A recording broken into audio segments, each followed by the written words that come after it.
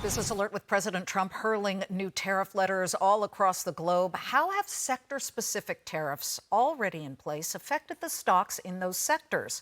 On June 4th, President Trump doubled tariffs on steel and aluminum imports to 50%, saying it was time to help out U.S. steelmakers who have suffered due to foreign countries dumping cheap steel here in the United States.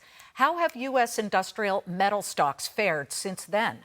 Let's start with the aluminum stocks here. And we've got Kaiser Aluminum, for example. Since June 4th, Kaiser's jumped 13%. Alcoa, Aluminum Company of America, seen its stock firm up 11%. And then when you switch to steel, this is an even better picture. Nucor is up 14.5%, and Cleveland Cliffs up 17.5%.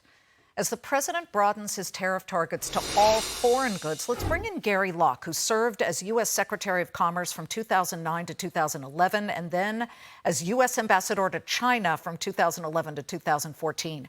Mr. Secretary, great to have you back. The higher tariffs have only been in place for a month. Let's just get that out there. But these are pretty strong stock moves at a time when many were worried tariffs would hurt U.S. companies. How do you interpret that and the fact that the overall U.S. economy remains stable right now?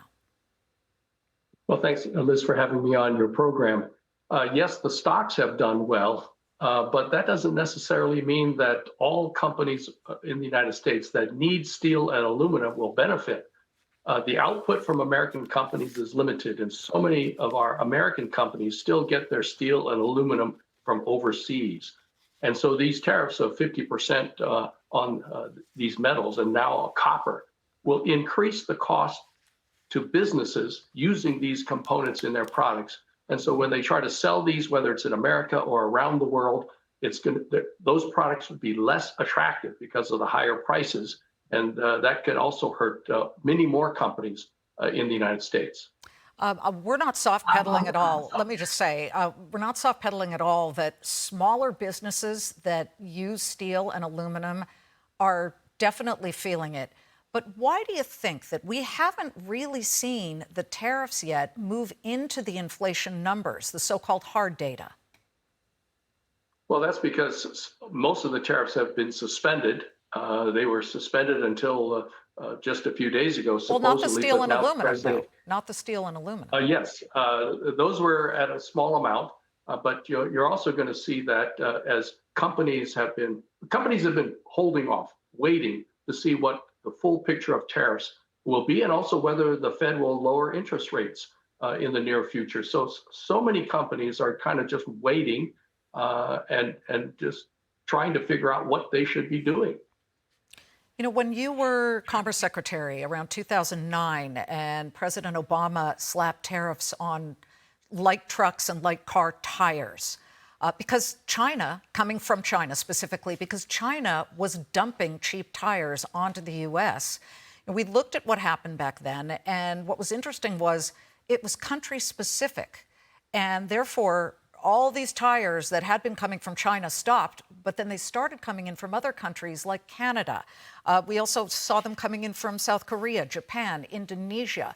So is it smarter then to make it countrywide, worldwide, when you're slapping tariffs on a certain product like tires or perhaps a commodity like steel and aluminum, which is what President Trump has done? Well, it really depends on the rationale for the tariff. The tariffs against China on automobiles and specifically on tires was because they were dumping them, which means they were selling them at below their own cost.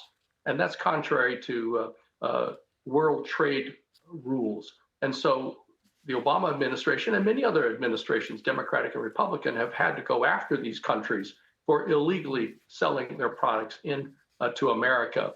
But the question then is, were the tires coming from all these other countries being sold at unfair prices and hurting American tire companies? And so we have these international rules, and if countries violate, then they are subject to these retaliatory tariffs. Right now, the tariffs on China are at about 50%, and there's at least a framework in place for the moment. Things seem to have calmed down between China and the United States. Again, we never know what's going to happen in the future. But that said, China today is hosting its own trade symposium. And during the symposium, they're putting out there claiming that fair competition is something that they totally support. I mean, I don't want to say that's laughable, but they have not competed fairly. You were ambassador to China. You saw what they did. You have not been easy on China. How important is it to keep the sort of trade gun aimed at China on behalf of this administration or any administration, at least just ready to use it? Well, American companies, American government officials, as well as those in other countries around the West, have long complained and long been irritated by the trade policies of China, their economic policies, which are really unfair to not just American companies, but companies all around the world. And so we need to hold China's feet to the fire. We need to call them out. But and so tariffs is one way of doing it. But we also need other countries to approach China in a similar fashion. We need a multilateral approach, because otherwise, if we slap tariffs on Chinese products coming into the United States, then China will simply sell more of those products, let's say to Europe or Canada or elsewhere around the world, which is why they're having these trade symposiums. Their exports have actually not decreased all that much, even after President Trump announced those tariffs, because they were able to sell those same things, not as much, but to other countries around the world. And so we need to make sure that all the countries that have had these legitimate concerns about China's trade policies and economic policies join with America in addressing China's unlawful behavior. Yeah, I think that's what a lot of people in D.C. feel right now, and trying to work through it. We'll continue to watch it. Thank you, Mr. Secretary, for joining us. My pleasure.